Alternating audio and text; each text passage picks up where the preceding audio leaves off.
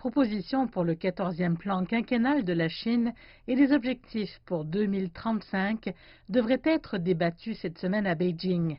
Ce qu'elles apportent, c'est un nouveau modèle de développement avec le marché intérieur comme pilier et les marchés nationaux et internationaux se renforçant mutuellement. Certains disent que ce modèle rendra la Chine plus introvertie et même reculera en termes d'ouverture. Je dis qu'ils ont mal compris. Ceci est basé sur le fait que la Chine a contribué pour environ 30% de la croissance économique mondiale ces dernières années et la tendance se poursuivra, même si le pays est confronté à la situation internationale complexe et aux tâches ardues pour le développement national et en particulier au milieu de l'impact de la pandémie de Covid-19. En stabilisant le marché intérieur, cela contribuera à terme à établir un équilibre et une promotion mutuelle entre les marchés nationaux et internationaux. L'expert estime que l'ouverture de la Chine ne fera que s'approfondir dans les 5 prochaines années, avec un environnement commercial plus favorable aux entreprises étrangères. Améliorer les moyens de subsistance des populations est la priorité absolue. La Chine se propose d'éliminer la pauvreté absolue d'ici la fin de cette année et des objectifs plus ambitieux sont fixés. Nous prévoyons atteindre l'objectif de bâtir une société modérément prospère d'ici l'année prochaine.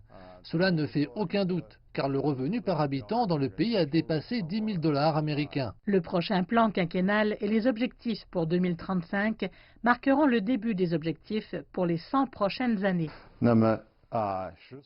D'ici le milieu du siècle, nous réaliserons une modernisation complète en Chine qui se manifestera dans la technologie, l'agriculture et l'industrie.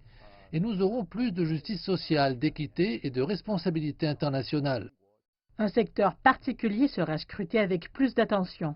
La protection de l'écologie et de l'environnement a été inscrite dans notre 13e plan quinquennal. C'était la toute première fois. Elle sera approfondie dans le 14e plan.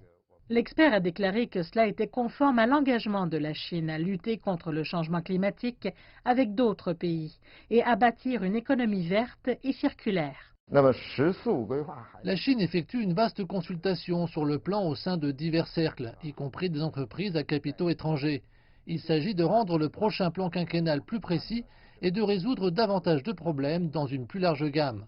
La version définitive devrait être approuvée par les législateurs lors des 2 sessions de l'année prochaine, les réunions annuelles des principaux organes consultatifs législatifs et politiques de Chine.